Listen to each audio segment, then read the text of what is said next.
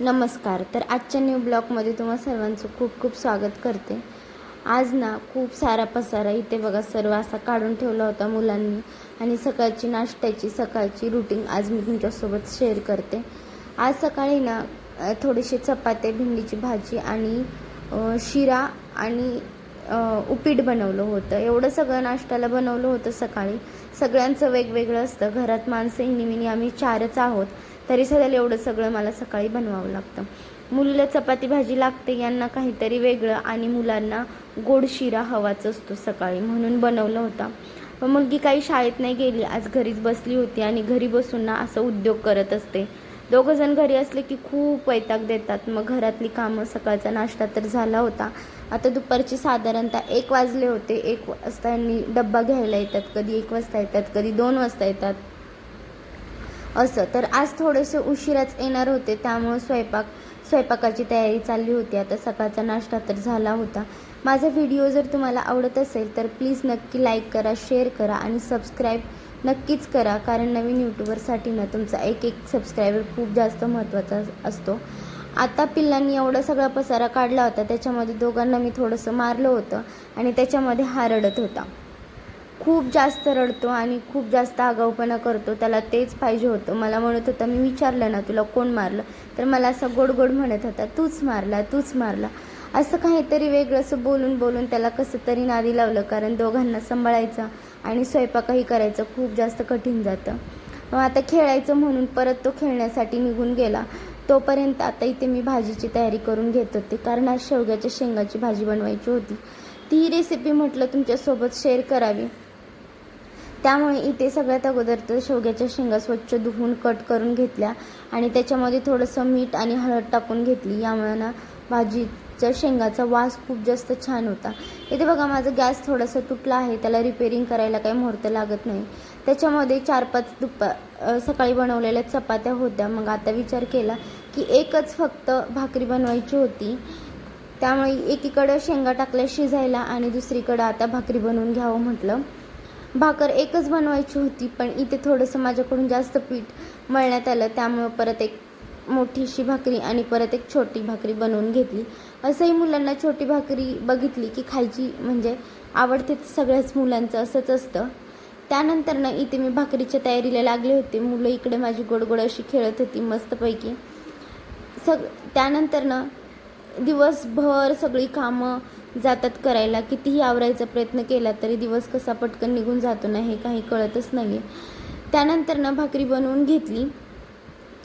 मग आजचा दिवस आणि आजची रुटीन मी तुमच्यासोबत शेअर करत आहे. माझे व्हिडिओ तुम्हाला कसे वाटतात हे कमेंटमध्ये मला नक्की सांगत चला, आणि माझे डेलीचे ब्लॉग जर तुम्हाला बघायला तर मला नक्की सांगा. मी रोज व्हिडिओ बनवत जाईल आणि माझे डेलीचे ब्लॉग तुमच्यासोबत शेअर करत जाईन.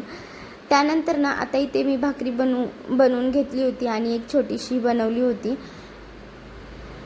मस्त माझी भाकरी अशी टम्म फुगली जाते. पण आज ना गॅस खूप जास्त बाहेरून हवा येत होती, त्यामुळे ना गॅस विझत होता आणि दार लावलं ना थोडासा अंधार पडत होता, त्यामुळे मी दार लावलं नव्हतं. तशीच बनवत होते स्वयंपाक, कारण ना इथे बघा खूप जास्त हवा लागत होती आणि गॅस थोडासा विझत होता, त्यामुळे. त्यानंतर ना एकीकडे भाकरी आणि एकीकडे भाजी होत आहे, तोपर्यंत थोडासा मसाला बनवून घेतला. त्यासाठी मी थोडंसं हिरवं वाटण आहे हे, 2-3 लसणाच्या पाकळ्या, थोडासा आल्याचा तुकडा आणि थोडंसं खोबरं आहे हे. इथे बघा एकीकडे मी गॅसच बंद करायचा विसरली होती भाकरीचा. मग भाकरी करपत होती, त्यामुळं गॅस बंद करून घेतला, थोडंसं वाटण तयार करून घेतलं. आता इथे तुमच्यासोबत मी भाजीची रेसिपी शेअर करणार आहे. सगळ्यात अगोदर गॅसवरती कढई ठेवायची. 2-3 चमचे तेल टाकून घ्यायचं. तुम्हाला तेल जेवढं लागतं, जेवढं तुम्ही खातात तेवढं. त्यानंतर ना थोडंसं जिरं आणि थोडीशीच मोहरी टाकायची. मोहरी खूप जास्त टाकायची नाही. मोहरी टाकली ना दाताखाली येते आणि कधी कधी ना कडवट लागते मोहरी, त्यामुळे मी जास्त इथे मोहरीचा वापर करतच नाही. त्यानंतर ना एक मीडियम साईजचा छोटा टमॅटो कापून टाकायचा आहे आणि थोडंसं मीठ टाकायचं. त्यामुळं काय होतं ना, आपला टमॅटो लवकर सॉफ्ट होण्यासाठी मदत होते. त्यानंतर ना इथं घरातील साठवणीतील काळं तिखट आहे, थोडंसं 2-3 चमचे कांदा लसूण मसाला आहे. मी खूप जास्त मसाले नाही वापरत भाजीला असंही. त्यानंतर जे हिरवं वाटण केलं होतं ते टाकून घ्यायचं आहे आणि तेलामध्ये एक 2 ते 3 मिनटं चांगलं असं परतून घ्यायचं आहे, फ्राय करून घ्यायचं आहे. सिंपल भाजी आहे, खूप जास्त वेळ नाही लागत. त्यानंतर शेंगा टाकायच्या आणि शेंगा तेलामध्ये चांगल्या अशा थोडंसं पाणी टाकून घ्यायचं, कारण मसाला आणि शेंगा आपल्या करपणार नाही. त्यामुळे मस्तपैकी फ्राय करायचं तेलामध्ये 2 ते 3 मिनटं. त्यानंतर शेंगदाण्याचं कूट टाकून घ्यायचं आहे गरजेनुसार आणि हे सर्व व्यवस्थित तेलामध्ये फ्राय करायचं. त्यानंतर इथे बघा मी थोडंसं पाणी टाकून घेतलं आहे आणि परत एकदा व्यवस्थित असं हलवून मिक्स करून घ्यायचं आहे.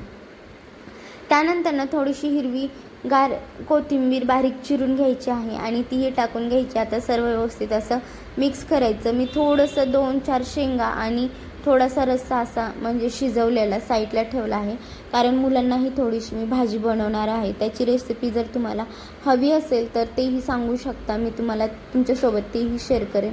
त्यानंतर इथे मी गरजेनुसार पाणी टाकून घेतलं आहे आणि भाजीमध्ये थोडंसं मीठ आहे का नाही ते बघून घेत आहे. मस्त झाली होती भाजी, खूप जास्त टेस्टी होते. या पद्धतीने नक्की बनवून पहा. त्यानंतर इथे बघा माझ्या पिल्लांनी असा गोड सारा पसारा करून ठेवला होता. मारलं होतं म्हणून एक कोपऱ्यामध्ये तिथे जाऊन बसलं होतं आणि एक असं खेळत होतं.